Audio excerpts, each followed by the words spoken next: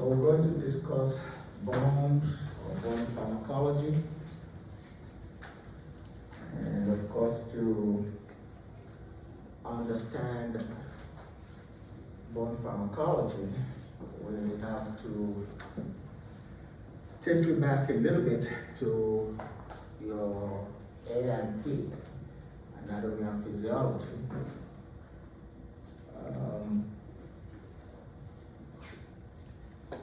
If you look at our skeleton, you can divide our skeleton into two major groups, the axial skeleton and the appendicular skeleton. The axial will be the bones that are present in the skull or the vertebral column or the thoracic bones. And then, of course, you have the appendicular, which are mainly your long bones, that is the extremities. And then the pelvic girdle and the shoulder girdle. Now, these skeletons have or are made up of two bone types. You have the cortical bones and you have the cancellous bones. The cortical is a very compact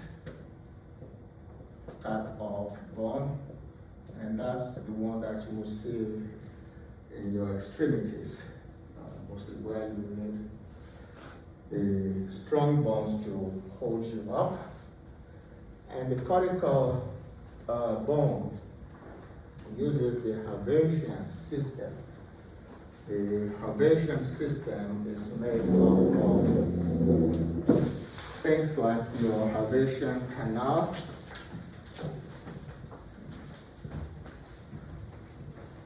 and you also have things like your lacunae, lamellae,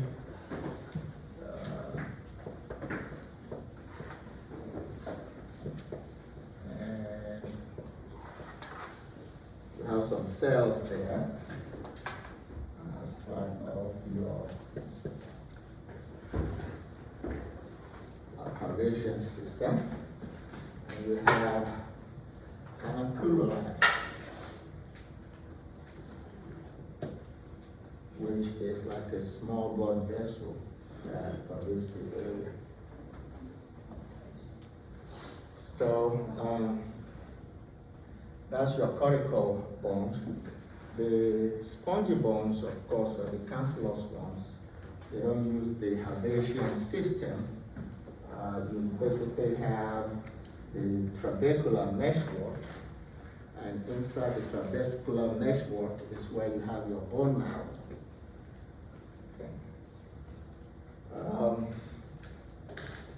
But all your bones have like a connective tissue or connective system that you call periosteum.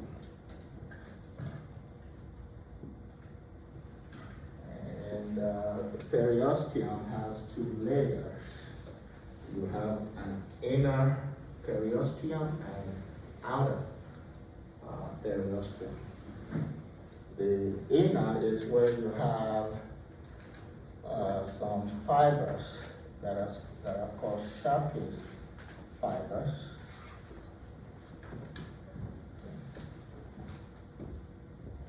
And those really provide you with that connection that is needed. And on the outside is where you have some blood vessels and nerves.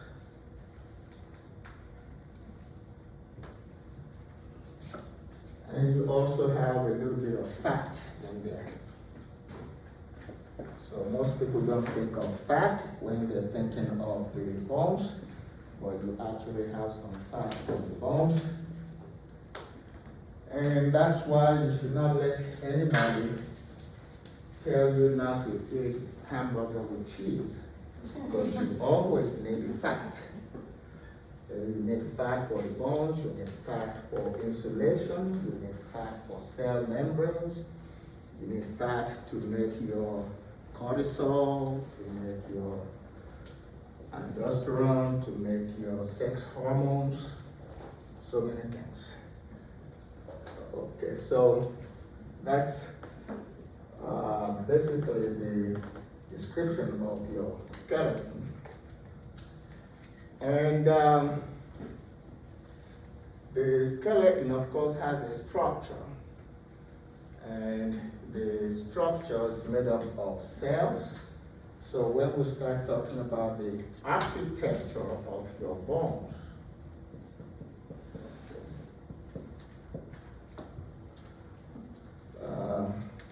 this is what we're referring to. The cells of the bones, the matrix. The cells we know to be, we can run all of this off.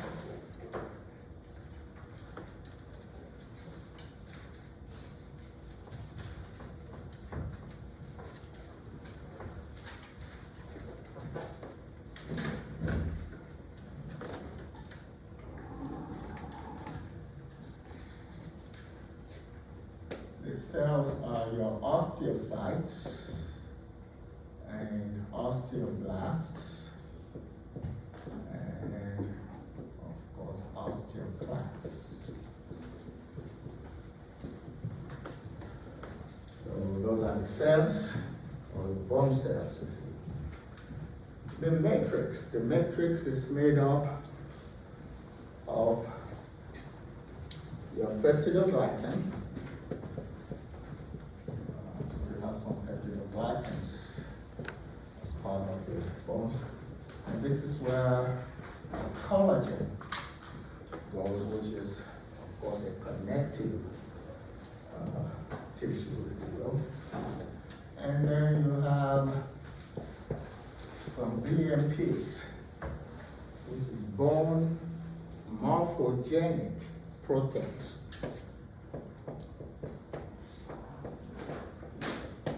Bone morphogenic proteins. You have BMP1, BMP2A, BMP3. Those are the ones that help you to make cartilage for your bones. And that's what your matrix is made of. Glycoproteins, you have your albumin and alpha glycoproteins, osteonectin, osteocalcin, all those are examples of your glycoproteins. And then the minerals. The minerals, of course, will be your calcium and your phosphate.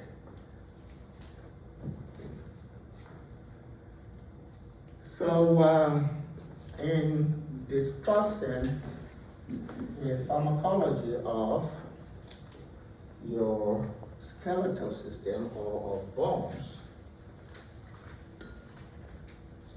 we will mainly be concerned with two elements or two parts of your bone structure. Number one will be the cells, and then number two will be the minerals. Okay. Because when you look at the diseases of the bones, you're usually talking about under mineralization of the bones. That's how the bones can be weak, and soft. And you're talking about cells that can tear down the bones and cells that can build up the bones. Because your bone is a very active tissue. It is constantly undergoing modeling, which means tearing down and building up. When you're tearing down the bone, you'll be referring to bone resorption. That's tearing it down. And when you're building it up, you'll be talking about osteoanabolism. So if you want to be a little bit fanciful, instead of resorption, you can say osteocatabolism, which means you're breaking it down. But resorption is the clinical word that is often used in that situation. So we'll be looking at the cells and the minerals in particular. So to focus on the minerals, particularly calcium, for now, your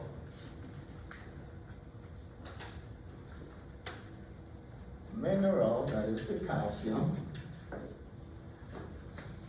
in the bloodstream,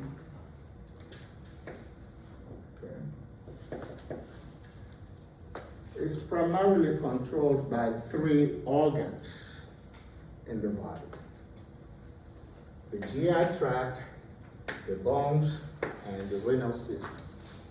Those are the three systems or three organs that primarily control your calcium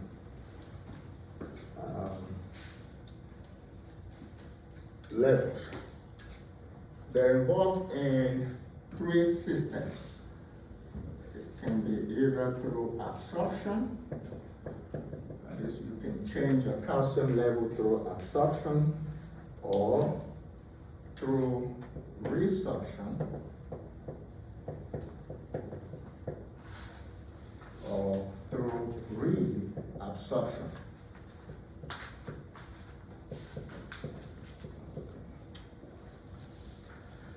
So if you're ingesting calcium, it will be brought into the bloodstream from the GI tract, and that will be your absorption of calcium. When you're breaking down the bones, calcium can be released into the bloodstream. That will be called resorption.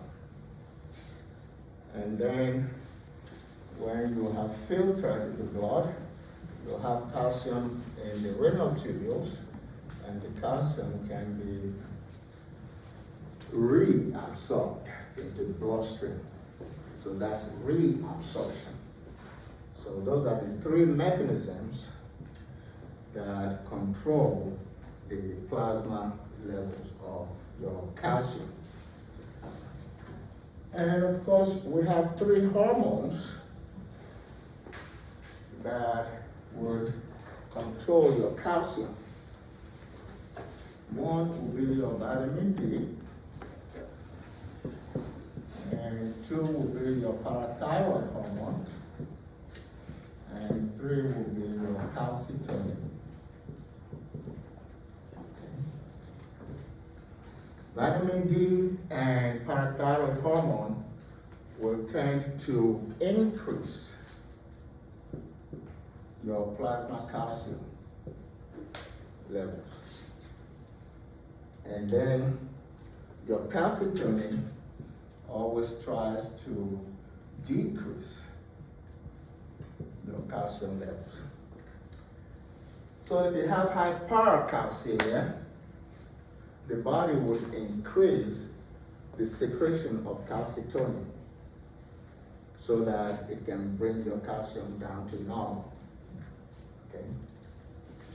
And that calcitonin is coming from the parafollicular cells, or what is called parafollicular C cells of your thyroid gland. Yeah. Not parathyroid, okay? Is produced by the parafollicular C cells of thyroid. The C actually stands for calcitonin. Okay, so those are the calcitonin producing cells in your thyroid gland. So if you have hypercalcemia, you'll see an increase in calcitonin production from the parafollicular C cells so that it can bring the calcium down. And of course, if you have low calcium or hypocalcemia, then you will see an increase in your parathyroid hormone, which will come from the parathyroid gland, and in your vitamin D, which will come from the skin. Okay. It will come from the skin, but it will undergo 2 hydroxylations at 1 and the 25 positions to give you 1,25-dihydroxycholecalciferol, which is your most active form of vitamin D in the body. So hypocalcemia will lead to an increase in 1 and 2 so that you can bring your calcium back up. And if you have a disease of the parathyroid hormone, in which case it is malfunctioning or hypofunctioning, then you would actually see lowered or drop in your calcium levels in the bloodstream. Okay, but it is hyperfunctioning, that is hyperparathyroidism, okay, then of course you can see excessive increase in your calcium levels in the bloodstream. Okay. So those are the hormones that control the minerals, and when this calcium is formed, sometimes you will have to go to the bones to help and build up the bones. So you give parathyroid hormone, it increases your calcium. That calcium goes to the bones to help build up the bones. That is osteoanabolism. Okay. Now for the cells. Okay, we said we have 3 cells there. Your osteocytes.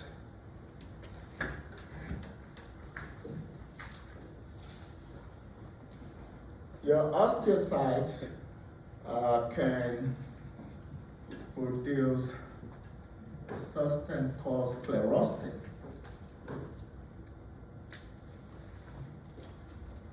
Sclerostin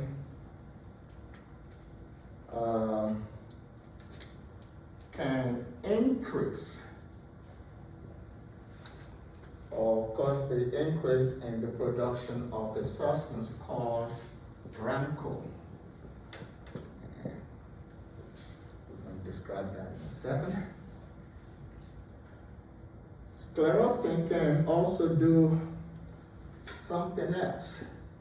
So if we have sclerostin that is being produced, the sclerostin would bind to your LPR,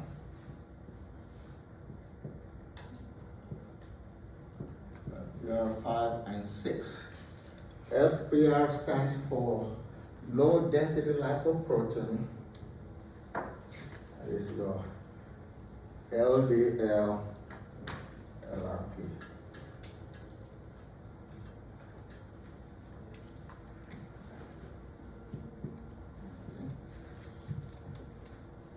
LDL related proteins 5 and 6.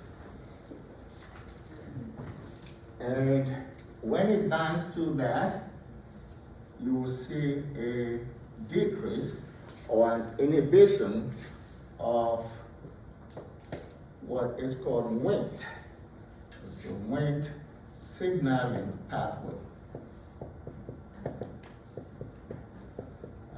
And if you inhibit the Wnt signaling pathway, you will see a decrease in osteoblastic function.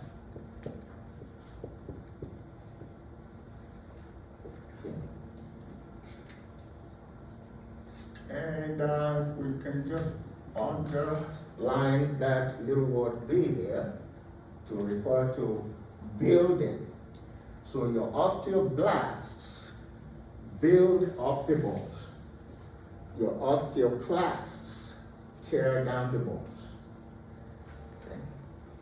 So if you inhibit the Wnt signaling pathway, you will see a decrease in osteoblastic function. So you will see a decrease in bone building. Okay. So if I give a drug, or if I have a drug that can inhibit sclerostin, okay, that means that that drug would eventually increase or activate your Wnt signaling pathway. If you activate the Wnt signaling pathway, what you will see will be an increase in the translocation.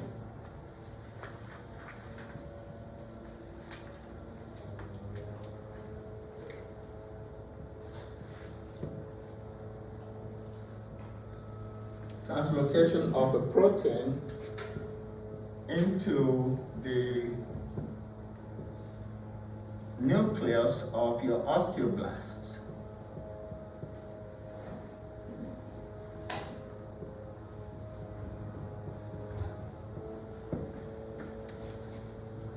And that will lead to an increase in the viability of your osteoblasts. It would also increase the functionality, if you will. And I'll just put activity of your osteoblasts. So you will now see an increase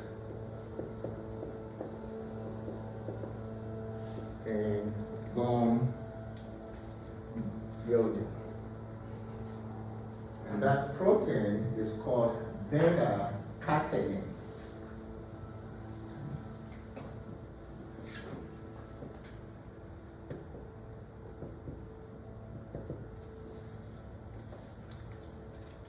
So if I have a drug that would inhibit sclerostin, I would eventually, because I would be inhibiting the binding of this LRP5 and 6, and so I'll be increasing the activity of the Wnt signaling pathway, translocation of beta-catenin, that protein, into the nucleus of the osteoblasts, and you get increase in the functionality and viability of your osteoblasts, so I'll get an increase in building of the bones.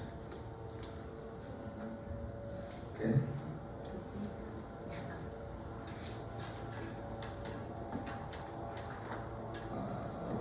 Rub all of this off.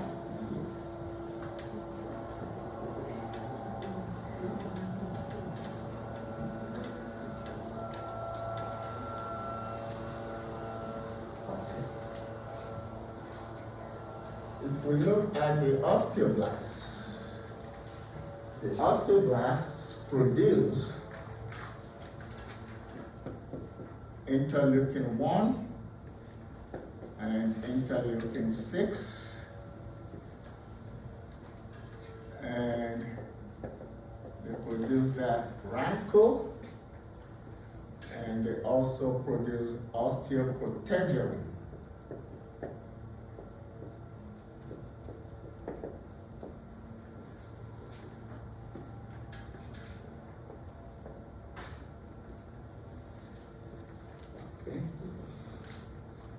And the osteoclasts produce rank. So rank is an osteoclast protein, and rancor is an osteoblast protein. So we've mentioned that osteoclasts will give you resorption, that is breaking down of the bones. So for osteoclasts to give you resorption, that is breaking down of the bones, osteoclasts have to elaborate or produce their rank protein. Rank there stands for receptor, okay, receptor for activating nuclear kappa B.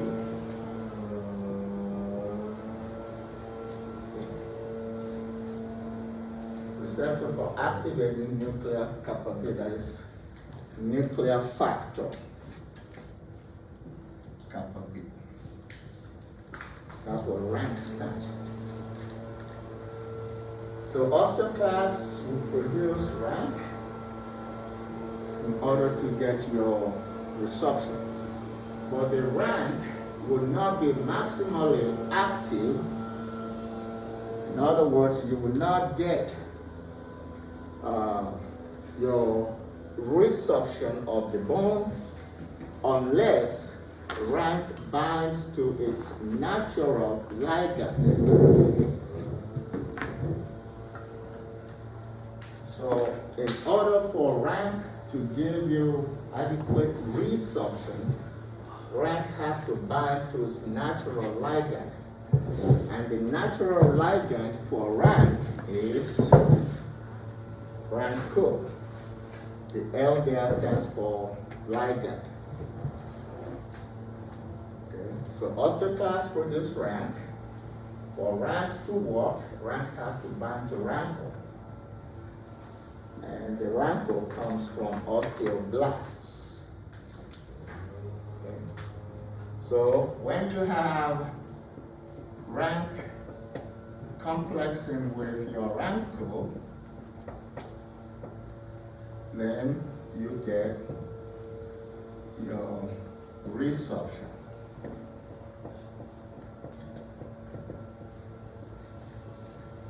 Okay.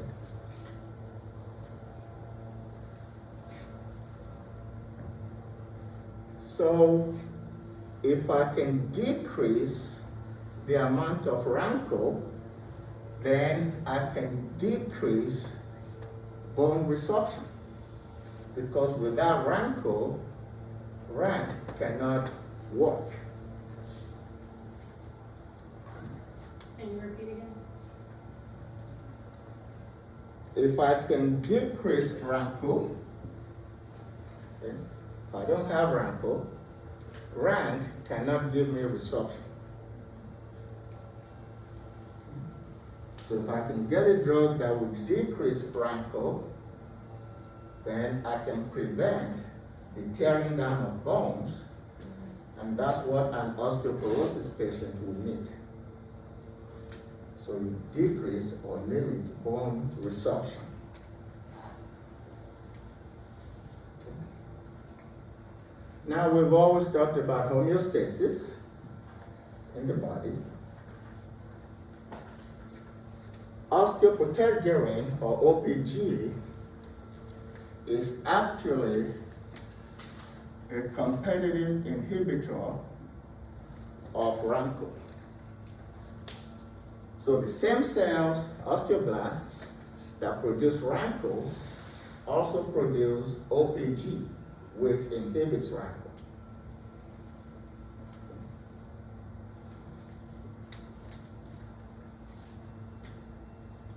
And let's look at something that can drive that point home. If a patient is in menopause, it means they have little or no what?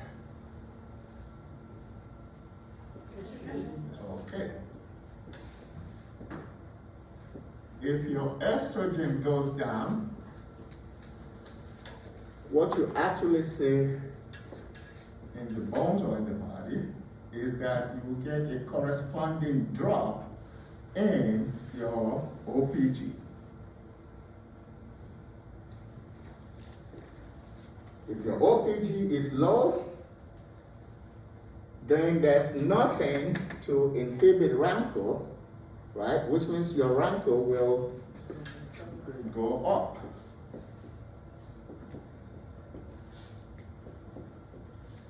If you have high amounts of rankle, then it means there'll be more to bind to what? Rank. So that complex will go up, and once you have a lot of rank, then you will get what? Resorption, not reabsorption. Resorption.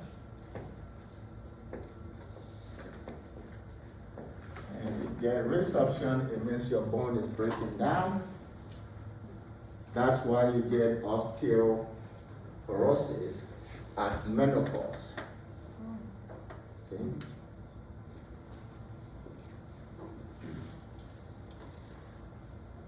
Now, your osteoblasts also produce interleukin-1 and interleukin-6.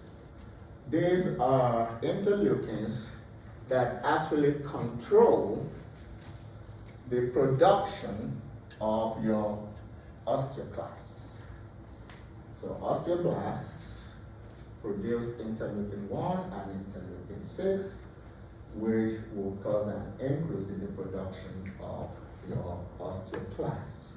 So osteoclast production is controlled by interleukin-1 and interleukin-6, which are actually produced by osteoblasts.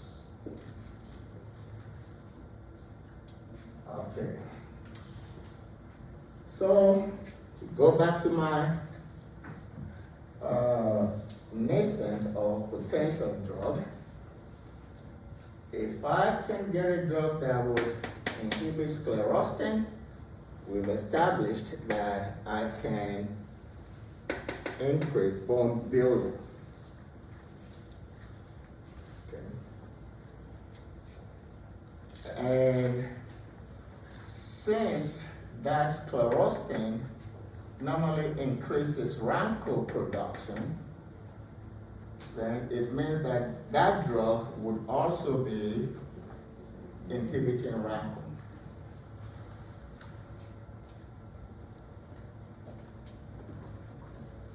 Okay. And if I inhibit rankle, then I don't get bone resorption.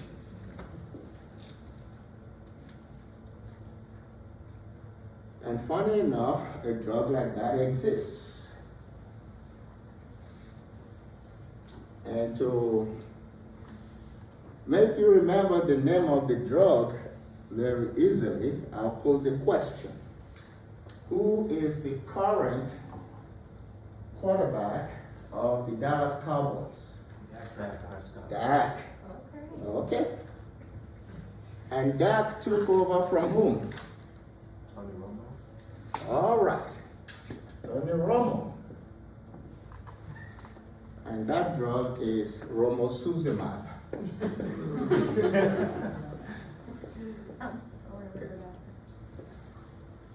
You see it under the brand name Evanity, like Eva.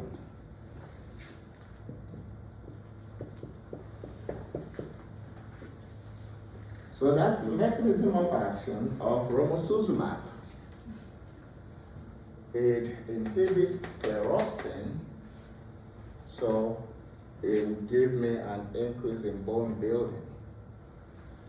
And it would inhibit rankle, so it will give me a decrease in bone resorption. Okay. So romosozumab is both an osteoanabolic agent as well as an anti-resorptive agent. Okay. Romosozumab is both an osteoanabolic drug, as well as an anti-resorptive drug. Okay, and of course, once the name ends in mab, it means that it is a monoclonal antibody.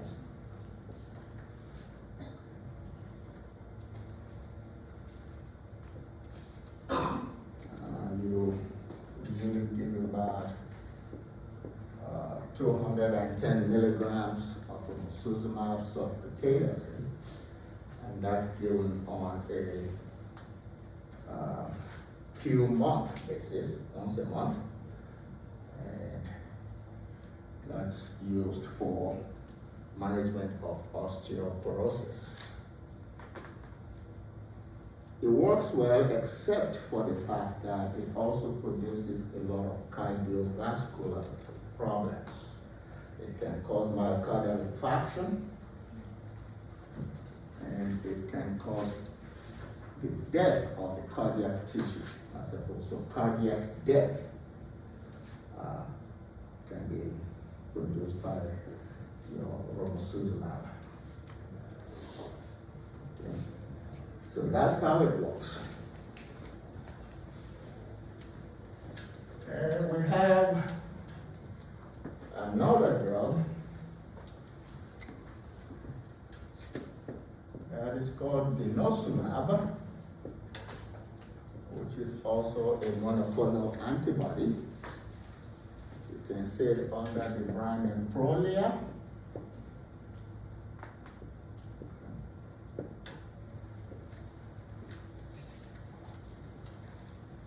And that drug is a RANKL inhibitor.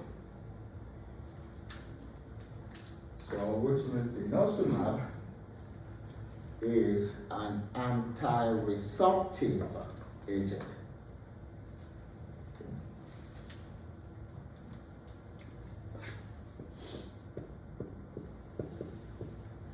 And that's Exgiva is another brand name for denosumab, but they're not interchangeable.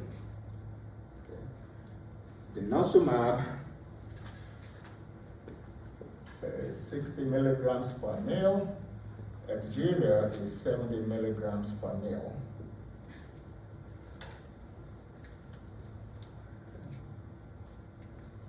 And the usual dosage for Exgiva is 120 milligrams every 4 weeks. Okay, which is like every month. Whereas Prolia is given at a dosage of 60 milligrams every 6 months. That is twice a year. So even though they both contain denosumab, they are not interchangeable. So we see the mechanism of action there. We lay the groundwork for all the other agents that we'll be talking about.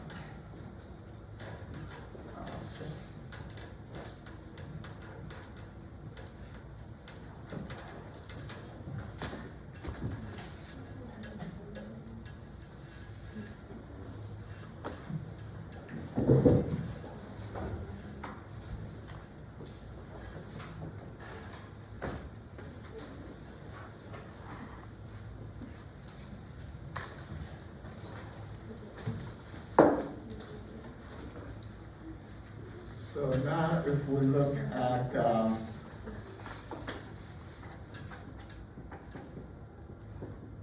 some conditions that we can see.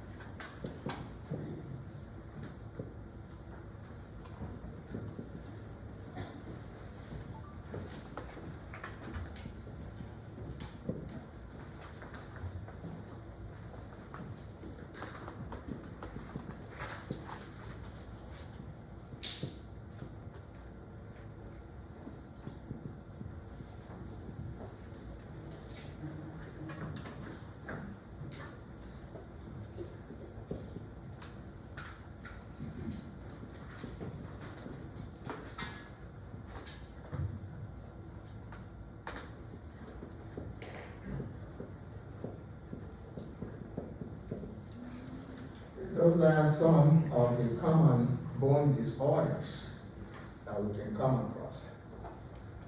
When you have a decrease in bone mineral density, that's BMD, or if you have a decrease in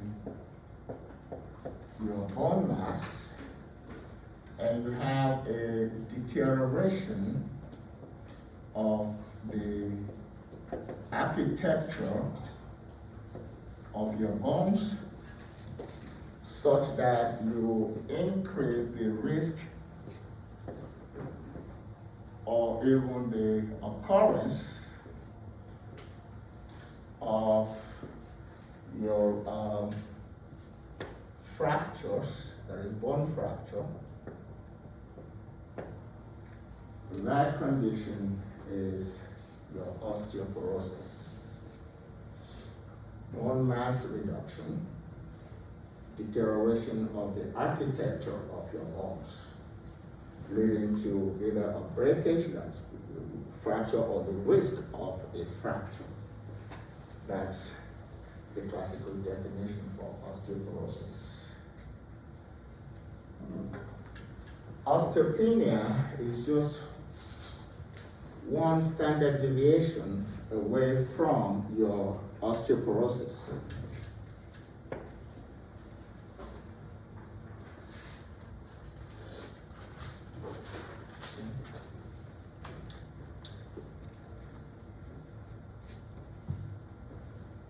Your loss of bone mass or your reduction in bone mineral density is recorded in terms of what is called T-score. Okay. And your T-score is measured as standard deviation from norm.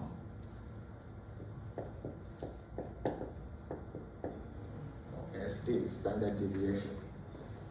So if we make this 0, and then going in this direction is negative. So you can have -1 standard deviation, -2, -3, and so on. If you're moving in the right direction, that is 1 standard deviation, 2, 3 standard deviation, you're fine. It means your bones are strong.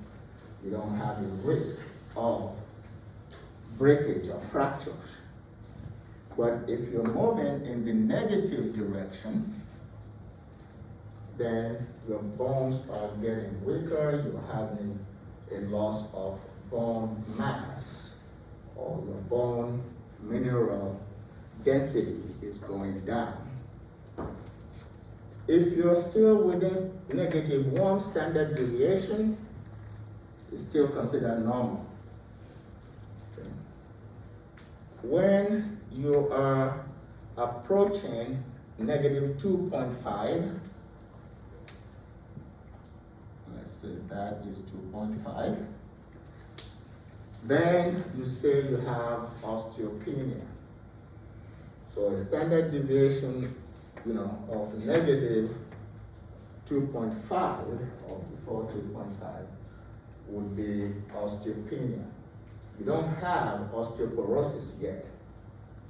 So your risk of bone fracture is rising, is getting up there, but it's not as severe as when you have osteoporosis. When your standard deviation exceeds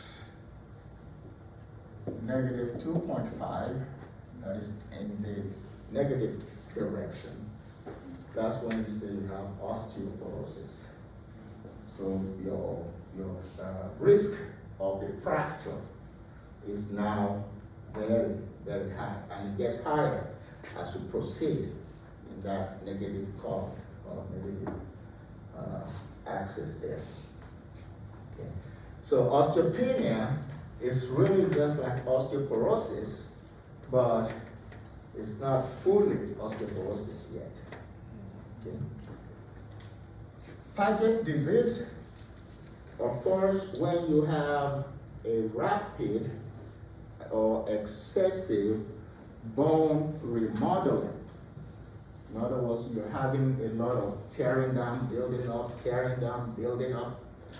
So a high rate of that remodeling of the bones is what gives you Paget's disease, but because when that metabolism is very rapid and very high like that, your bone actually gets weaker and softer. Okay. And so in Paget's disease, you see an increase in SAP, and you also see an increase in UHP. Okay. That's serum alkaline phosphatase.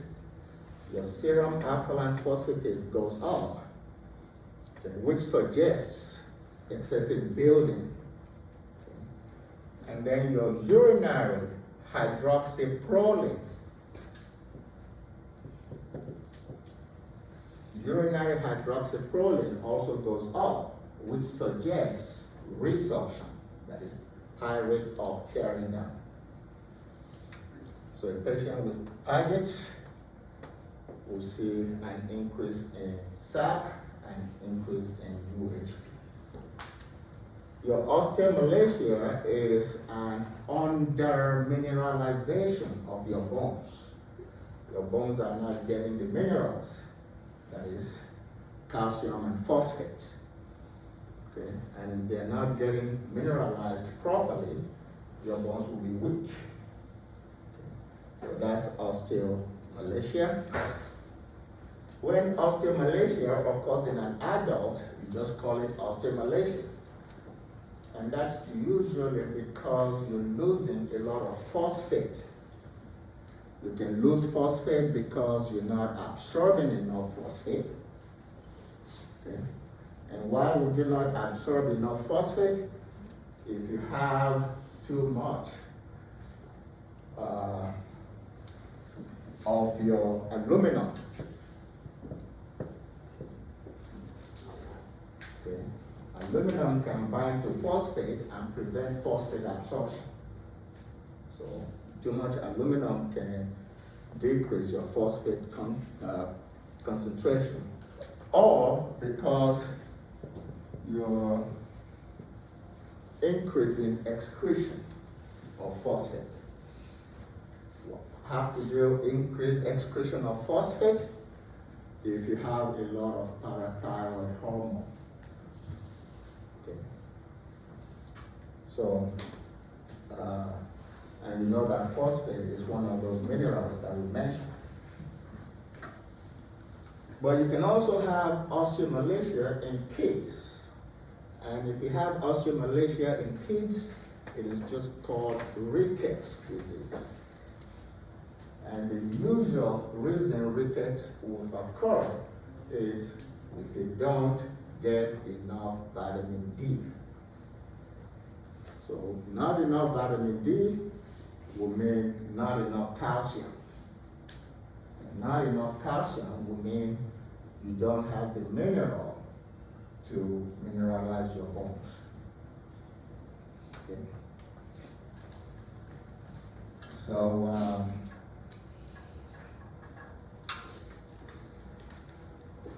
those are some of the usual bone disorders that you will have. Then of course you can have a malignancy, a bone cancer, osteosarcoma, or you can have a bone infection, osteomyelitis, which is usually caused by beta hemolytic strep, or what you call Streptococcus pyogenes, and what I call Streptococcus pyogenes, because it is a Latin word, it's not English.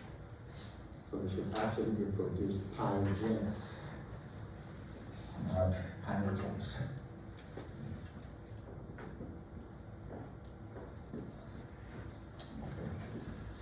Streptococcus pyogenes is a beta hemolytic strep that causes osteomyelitis. And of course, we will deal with those in different courses, in the fall, I believe. All right. So we now see the different diseases that we're talking about, but primarily our focus will be on osteoporosis.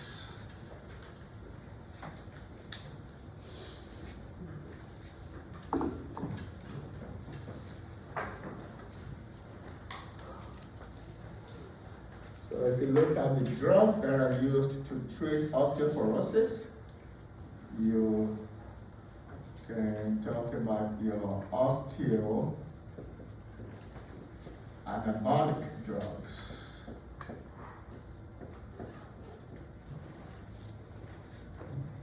And there you just have your parathyroid hormone, because it is available as a drug.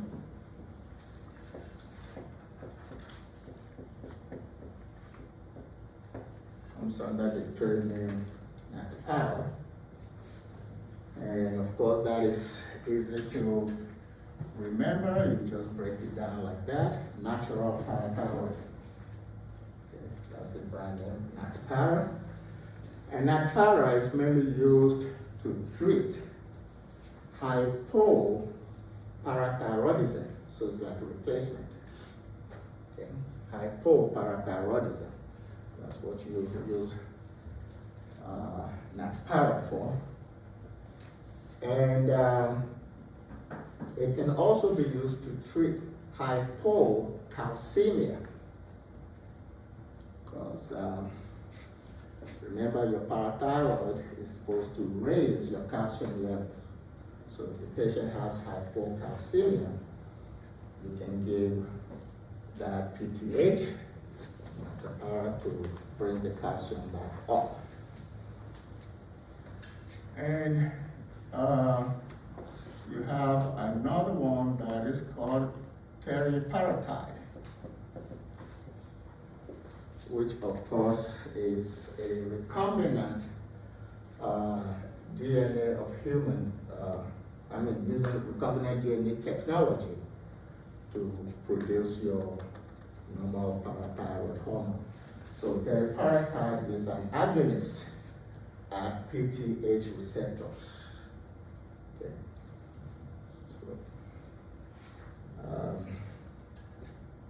you can see that as Fordio. That's its brand name.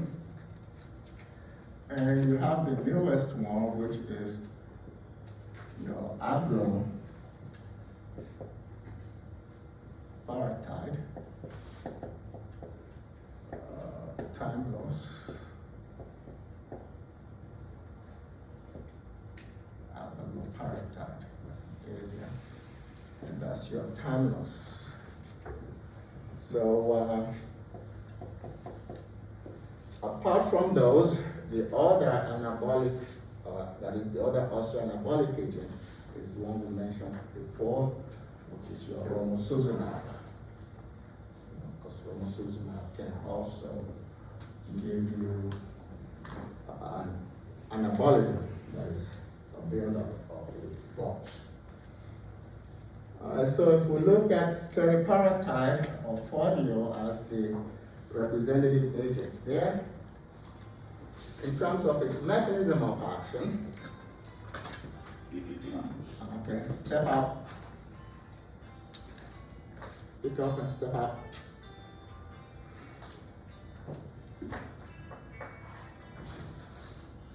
What's using it for recording?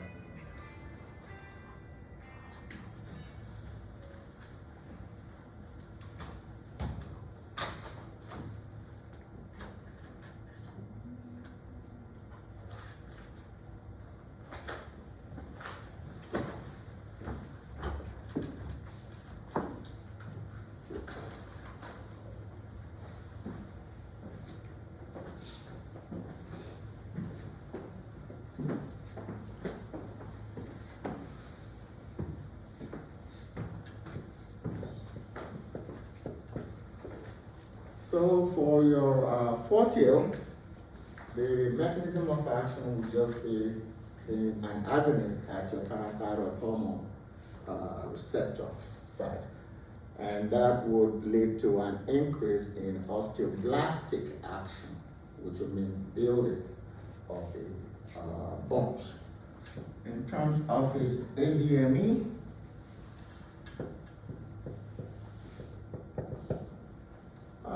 it is administered subcutaneously, because with the area we always start with the rules of administration. So it's given subcutaneously, and you usually give 20 micrograms per day of your teriparatide.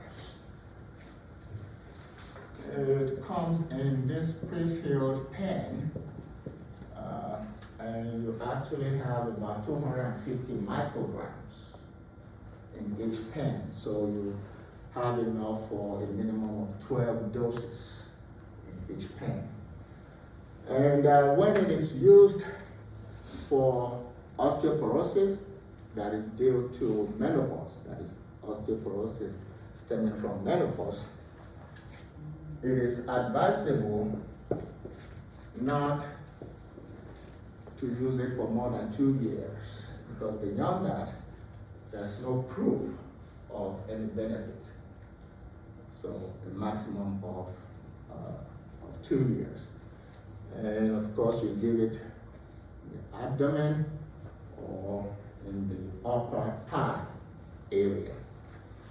It is well absorbed from there because the F factor is about 95%. The bioavailability of your fortil is about 95%. The half-life of the drug is just 1 hour, and it undergoes non-enzymatic biotransformation in the liver. Okay? It is metabolized in the liver, but not by enzymes, if you will, your cytochrome P450 system. Okay. In terms of the excretion, the excretion, that is, after being biotransformed in the liver, the excretion will mostly be renal. In terms of the indications, it would be just that one, postmenopausal osteoporosis. That's what it is used for. And the adverse effects are very minimal. You just have headaches, nausea, and vomiting, and a slight increase in calcium. Those are the adverse effects of fortil. Now, it has been known to produce bone cancer in animals. That has not been demonstrated in humans. But one has to take that precaution. And so you have some so-called contraindications of fortil. So one, you don't use it in a patient that already has a bone cancer, osteosarcoma. So osteosarcoma will be a contraindication for the use of your fortil. And two, it seems to worsen nephrolithiasis, that is kidney stones. And that is believed to be because it decreases the reabsorption of your uric acid. So you can have an increase in urinary uric acid. Okay. So you get uric acid stone. And then when you increase plasma calcium, it means that you're delivering more calcium to the kidneys, and so you have an increase in calcium crystals in the renal system, and that can lead to stone nephrolithasis. So you want to exercise caution in using that drug in a patient that still has the epiphysis open.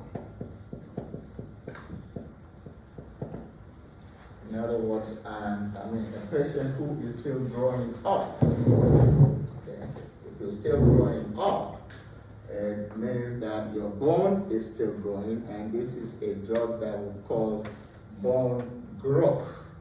So you don't want that excessive bone growth. So if the epiphysis is still open, you don't want to use your teriparatide. Patients that have had radiation, any radiation procedure that is on the bones, you don't want to use 40 in such a patient. Yes. So at what age would the epiphysis close? It varies from individual to individual. Usually once you've reached puberty, you should start growing. But you've seen some basketball players who actually started, growing way after puberty. So it varies from individual. But once you know that the epiphysis is still open, then you don't use that drug. Okay? So radiation, and if you have an unexplained increase in SAP, systemic or serum alkaline phosphatase, you don't use your 40, because remember, increase in SAP suggests increase in building, increase in UHP suggests increase in tearing down. So you will not use that. And then if you notice an increase in uric acid levels in the bloodstream, you don't want to use 40, because if you increase uric acid levels, then it means more uric acid is delivered to the kidneys, and so you can get uric acid stone in the renal system. So, got a question? Yes. On the radiation part, just before you mentioned, were you referring to past or present current treatment of radiation? If you've ever Ever had radiation therapy that involves the skeletal system, you're not supposed to use 40. Okay. Yes, because you stand a chance of getting, I see. Okay. yeah. So that's what we have for the osteoantibiotics.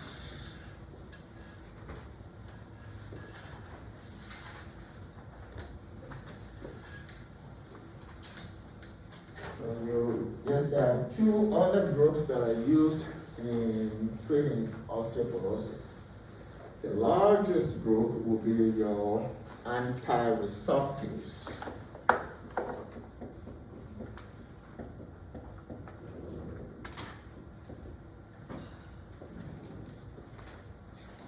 The anti-resorptives, of course, can include hormone replacement therapy when you use estrogens, okay, or a combination of your estrogens and progestins. Yeah. So those will be anti-receptives, and we understand how those work. For instance, we've seen where if your estrogen level goes down, your osteoprogesterone goes down, and we've shown how that can lead to osteoporosis. So if you replenish the estrogen level, you can prevent that resorption. Okay. And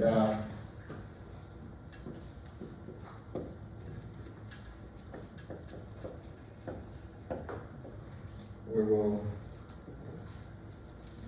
discuss the pharmacology of estrogens in detail in the next segment when we're talking about your reproductive system. So that's all we'll say there for now. And then you have your SERMs.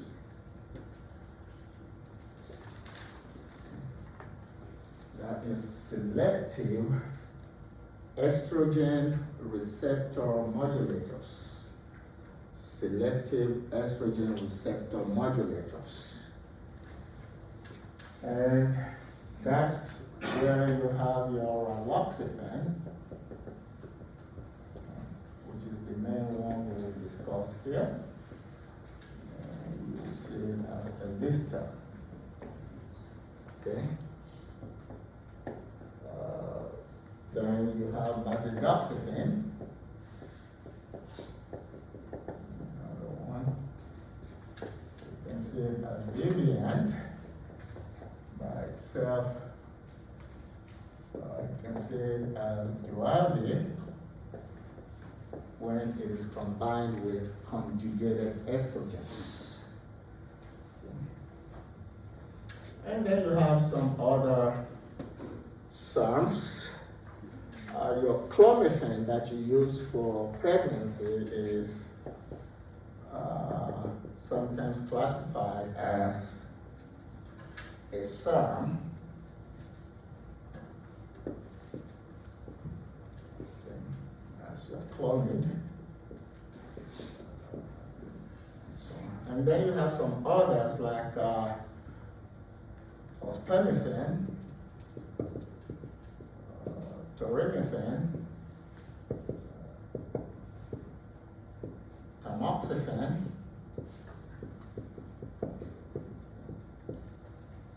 so all of these are SERMs, or selective estrogen receptor modulators. And you call them SERMs because in some tissues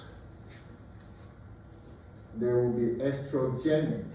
That is, they will behave like estrogens. And then in some other tissues, they will behave as anti-estrogens. So in some tissues, they are estrogenic, in others, they are anti-estrogenic. For instance, in your brain, in your bones, in your liver, and even on the vaginal tissue, vaginal linings, they can be estrogenic.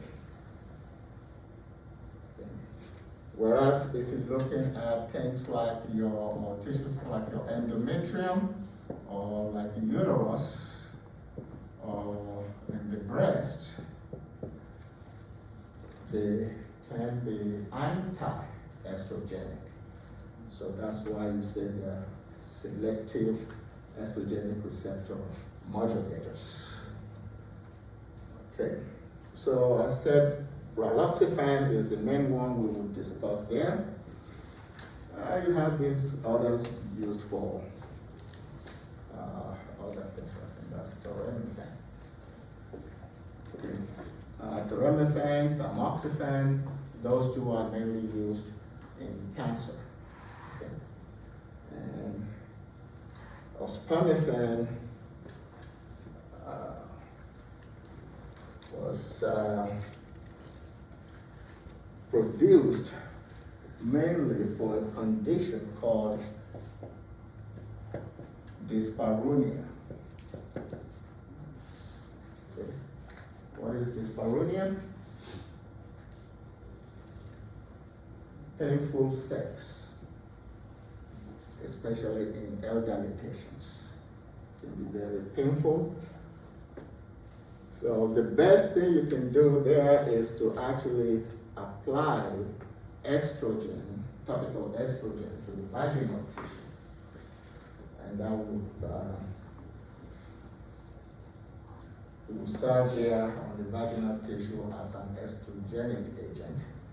So, and so that will increase the moisturizing the vaginal tissue. But this drug is mainly used for that. Dyspareunia, you give it 60 milligrams per day, and it works very well in those patients. Okay, let me leave that up there.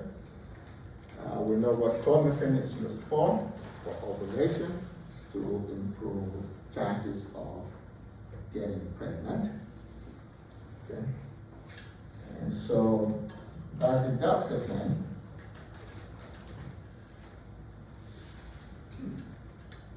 in terms of its indications, that's one of them, dyspareunia. Vasodoxepine can also be used prophylactically for osteoporosis. It can also be used to manage hot flashes.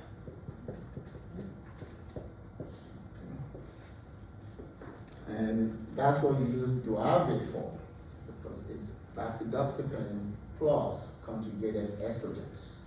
That's what you have in Duavit. Okay. And it can also be used for the management of metastatic breast cancer. Metastatic breast cancer. That's in combination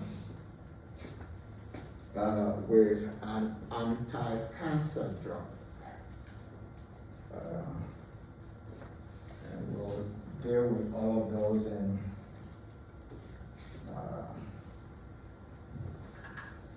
I guess 2 semesters from now. So that's one of the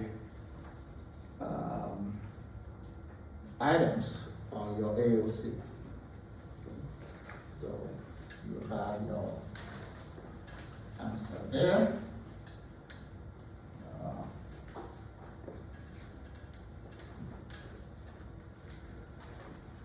And so now we can look back. Your loxapine. So in terms of the mechanism of action of raloxifene,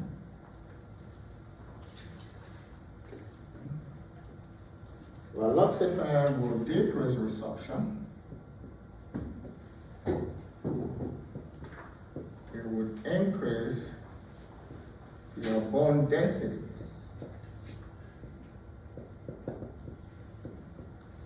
So those are 2 actions that will favor osteoporotic patient.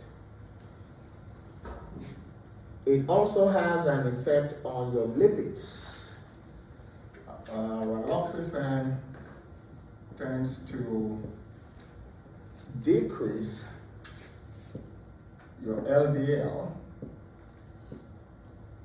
cholesterol and also decrease your total cholesterol. Okay. It has no effect on HDL, and it has no effect on triglycerides. So it only decreases cholesterol, either total or LDL related cholesterol. It does not stimulate the endometrial tissues. So it doesn't cause the proliferation of endometrial tissues. Okay. So that's why we said that in that situation, it's actually acting as an anti-estrogenic drug. And it also has a protective effect on the breast tissue. It has a protective effect on the breast tissues. Again, that would be an anti-estrogenic effect, because your estrogens are supposed to be like a promoter of mammary gland or mammary tissues. That's why when the patient has breast cancer, whatever the initiating factor is, because anytime you have cancer, you also always have two factors, an initiator and then a promoter. Something changes the somatic nature of your cells. That will be the initiator. And then something within the body can promote your normal cell that has been changed to a cancer cell. For instance, in breast cancer, radiation from the sun, excessive exposure, a bacterium that is an infection, the virus can be an initiator. But if you have a lot of estrogen around, it can be a promoter of that changed cell. But raloxifene is a protector, like we said, of the mammary tissues. Okay. So in terms of its ADME, raloxifene we know is administered orally. You give 60 milligrams on a QD basis. That's how much of that drug that is given. Its bioavailability factor is only 60%. And that is because it has an extensive forced pass metabolism. It has an extensive forced pass metabolism. And so the bioavailability is only 60% from that 60 milligrams that you gave. And because of that extensive forced pass metabolism, actually the drug is mainly excreted through the feces. So it's mainly excreted through the feces. In terms of its plasma protein binding, the PPB is greater than 90%, but that is inconsequential, because for some reason, Vista does not interact with drugs at the plasma protein binding level. So it's really inconsequential. Okay. So that's what you have for the admin for that drug. The indication for a Vista, of course, postmenopausal osteoporosis. That's what it is mainly used for. And when a Vista is used, there are two cautionary statements that one has to remember. One, you do not give it concurrently with an estrogen. A Vista should not be given concurrently with an estrogenic drug. The reason is because you drastically increase the likelihood of getting thromboembolism. And the second cautionary statement is that if a patient has to be immobilized for a long period of time, let's say you'll be traveling from Houston to Dubai, okay? that will take several hours on the plane. You are in a confined area, you are immobilized. You cannot go jogging on the plane. Okay? So if you are going to be in an immobilized situation or position, then a visa should be discontinued 72 hours before you get on that plane. And of course, you shouldn't take it while you are on that plane. Okay, so those are the two cautionary statements related to raloxifene. And we look at its adverse effects. Okay. So the adverse effects of your raloxifene will include flu-like symptoms. It can produce flu-like symptoms. It can have an effect on the skin.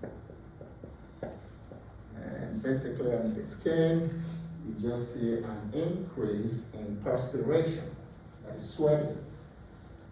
It can cause an increased sweating, and of course it can produce some rash on the skin. Okay. On the CVS, on the cardiovascular system, it can actually cause hot flashes.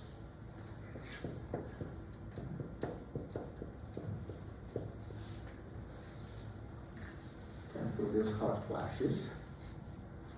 And it can produce chest pain and edema, peripheral edema, can cause peripheral edema, and that may then lead to an increase in weight.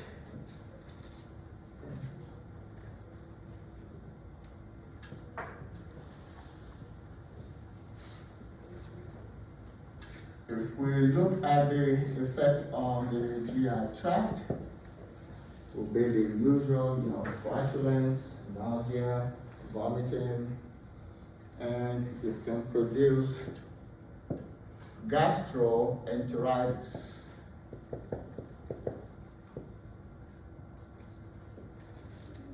Okay, gastroenteritis can be produced by the drug. On the pulmonary system,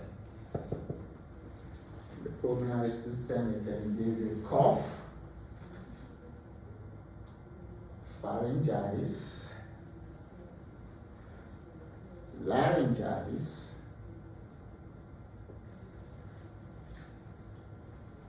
sinusitis,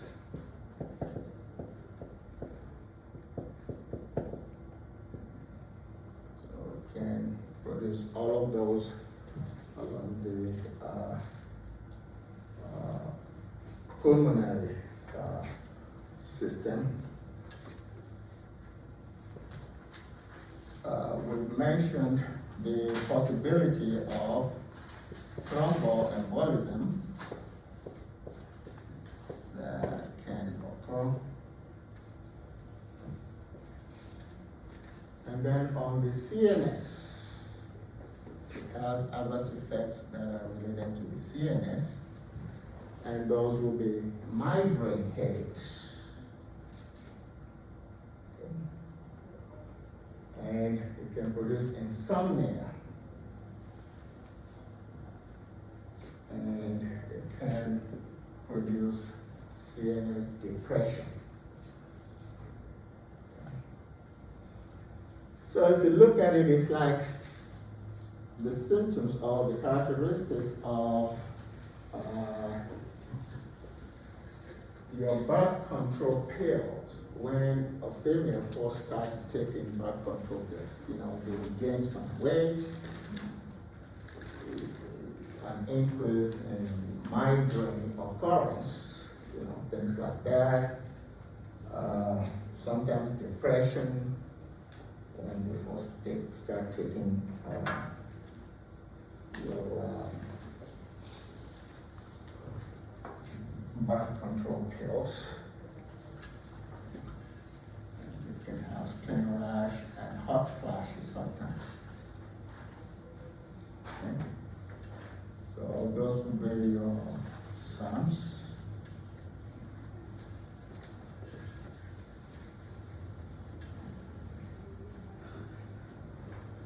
And in the last 10 minutes, let's look at, or 5 minutes, let's look at your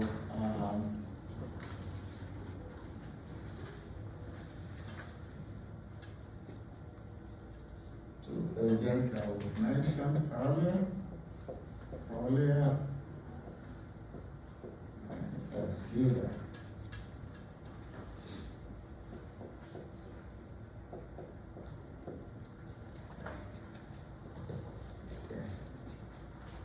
So, with your program being the example of the denosumab that we'll be focusing on, mechanism of action, we've mentioned that. It will just be inhibition of Franco. That will be the mechanism of action. ADME for your Prolia, it is administered subcutaneously, and we mentioned the usual dosage, just twice a year, 60 milligrams subcutaneously, Q6 months. And it's always advisable that the patient takes the drug with vitamin D and calcium.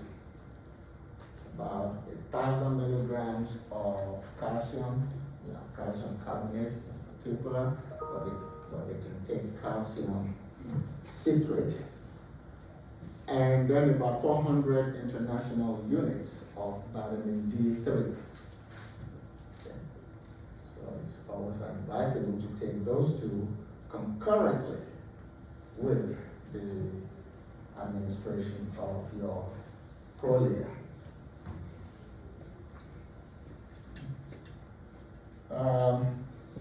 In terms of plasma protein binding, in general, monoclonal antibodies do not bind to plasma proteins. And we look at the half-life. The half-life is something in the range of 25 to 38, and those are days. So very long, and that's why you can give it every 6 months. How many half-lives does it take to get rid of the drug from the body? 5. Okay. So you say that's close to that.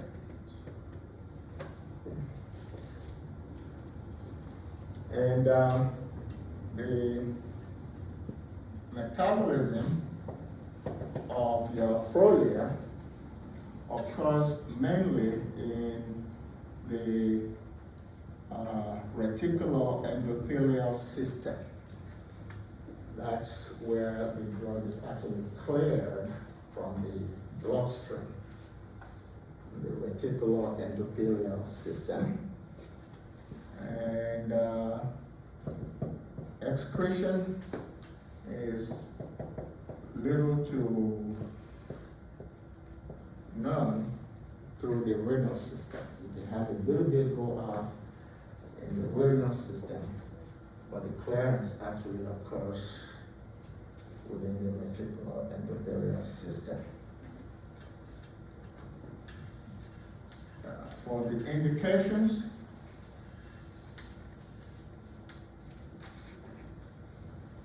you can use denosumab, of course, for treating your post-menopausal osteoporosis. Okay. It can also be used to treat glucocorticoid-induced osteoporosis.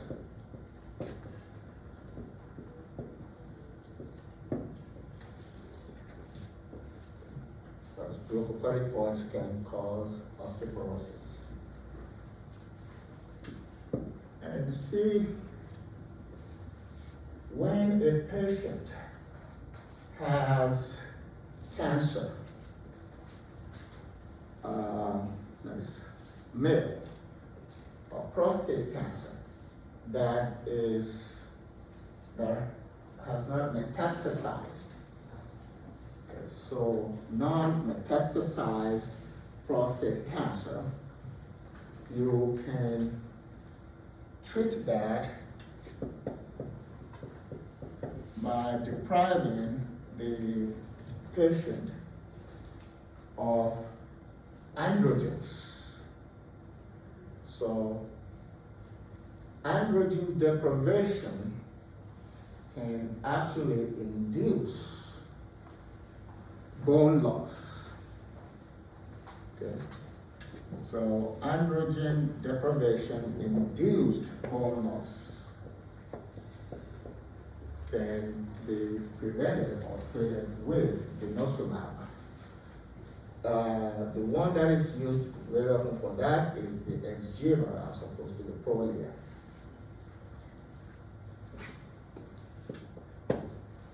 When a female patient has cancer, let's say it's a solid tumor like breast cancer, the cancer can metastasize, which means spread into the bones. And then, of course, that can produce bone loss. You can also prevent or manage that with your Exgeva.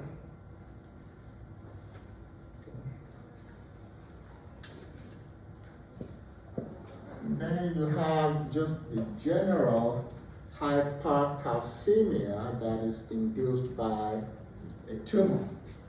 So cancer-induced hypercalcemia can be treated with Prolia, with denosumab.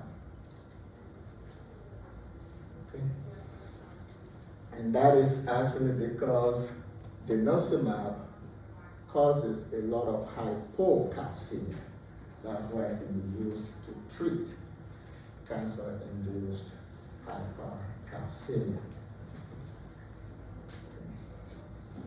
So those are the indications.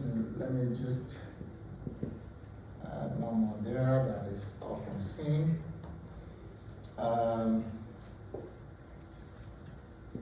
In breast cancer patients, you always see an aromatase inhibitor added to the anti-cancer drug, like that drug Ibrance. If you're giving Ibrance, we can give it concurrently with acidoxyphene, which we mentioned earlier, or you can give it concurrently with an aromatase inhibitor. Okay.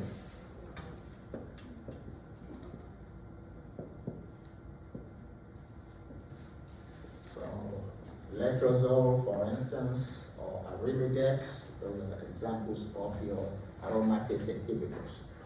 And that aromatase inhibitor can actually lead to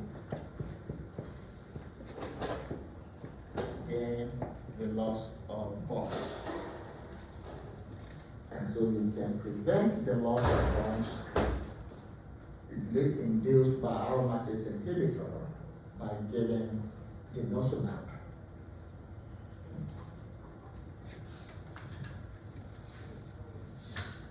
So those are the indications for your denosumab. And the adverse effects for denosumab. One, like we said, it can produce severe hypocalcemia, which is why we use it to treat hypercalcemia. And it is so pronounced that hypocalcemia is a contraindication for the use of denosumab. If a patient has hypocalcemia, you don't use denosumab in such a patient. Okay? So you can have a decrease in potassium. You can see an increase in cholesterol. So hypercholesterolemia is an adverse effect of your denosumab. Hypersensitivity is an adverse effect, so it will range from just regular rash all the way to anaphylactic condition. And there are three that you should always keep in mind when it comes to denosumab. One is an increase in infections. Okay. And the other is an increase in the occurrence of inflammation. You see a lot of inflammatory conditions produced by that drug. And the third one is pain. Denosumab gives you different forms of infections like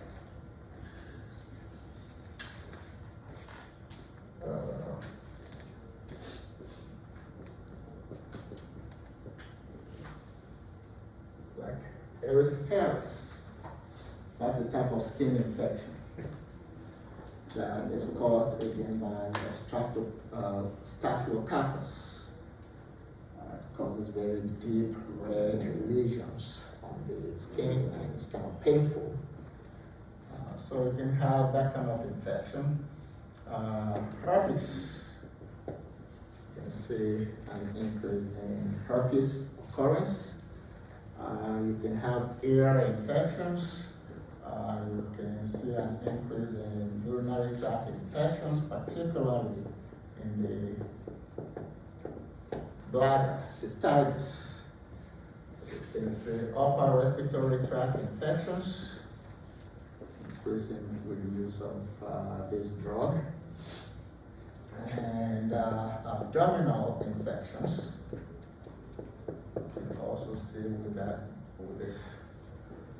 this drug. So infections in general will go up. Cellulitis,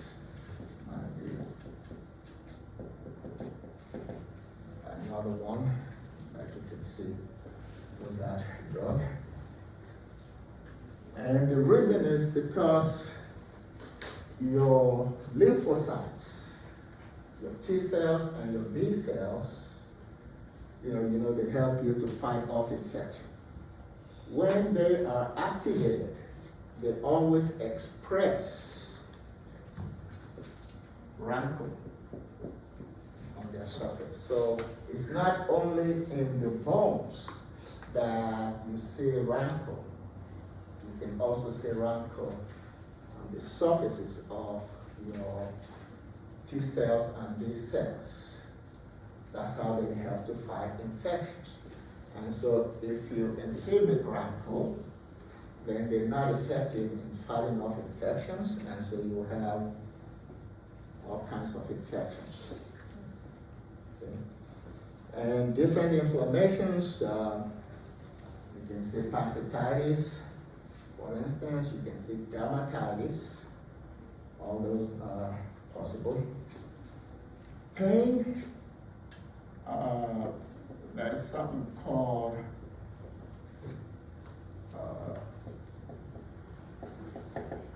there's a necrotic condition of the jaw, usually the lower jaw.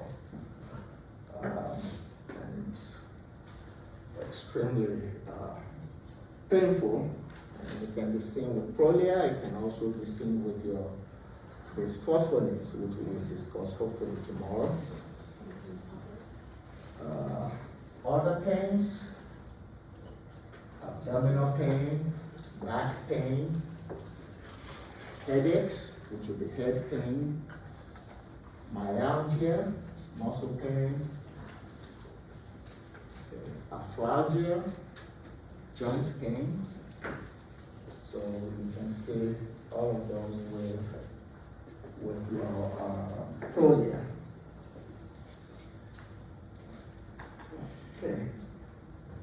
And the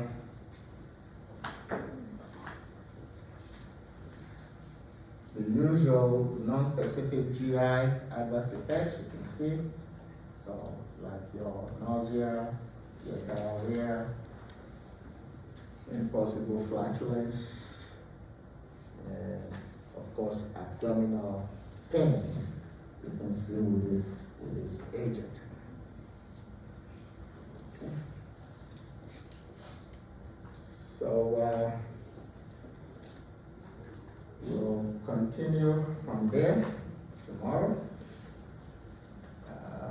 Tomorrow we'll be able to look at the bisphosphonates, which is probably the largest and the most commonly used class of compounds for osteoporosis. Questions?